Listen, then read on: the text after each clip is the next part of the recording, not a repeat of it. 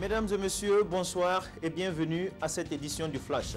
L'axe Ouagadougou-Pékin se renforce davantage. Le vice-premier ministre chinois a inauguré ce matin la nouvelle ambassade de la République populaire de Chine en présence du premier ministre Paul Kabatieba. Une forte délégation chinoise a assisté à cette cérémonie d'ouverture qui marque le réchauffement diplomatique entre les deux pays. La normalisation des relations entre le Burkina Faso et la République de Chine populaire ouvre des perspectives de coopération au plan politique et économique. Le ministère des Affaires étrangères de l'Inde, le ministre des Affaires étrangères de l'Inde séjourne actuellement au Burkina Faso avec un groupe d'experts.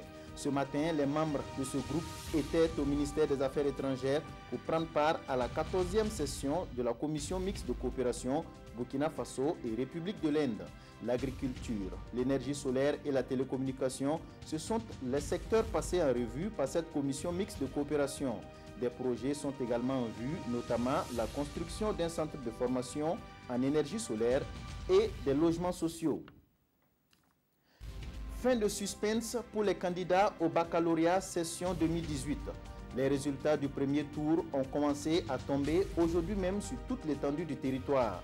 Au lycée Philippe Zenda Kaboré, les 4 jurys de ce centre de composition affichent 40% de réussite. Une équipe de la RTB y était ce matin. Vous aurez les détails dans les éditions prochaines. Une conférence annuelle des mines, c'est le nouveau cadre de rencontre des acteurs du secteur minier. Initiée par le gouvernement, cette conférence va permettre aux acteurs du secteur de discuter de la contribution de l'exploitation industrielle des mines dans le budget de l'État. En 2017, l'activité minière a généré plus de 226 milliards de francs CFA au profit de l'État. Cette conférence annuelle s'est ouverte ce matin dans la capitale burkinabé.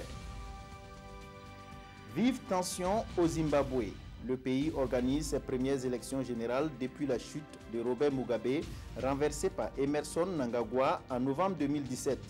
Le Zimbabwe n'a pas connu de tels scrutins depuis des décennies, ce qui fait que l'enjeu est trop important. Des milliers de partisans de l'opposition ont donc battu le pavé dans les rues de Harare, la capitale, pour mettre en garde le gouvernement contre toute tentative de fraude.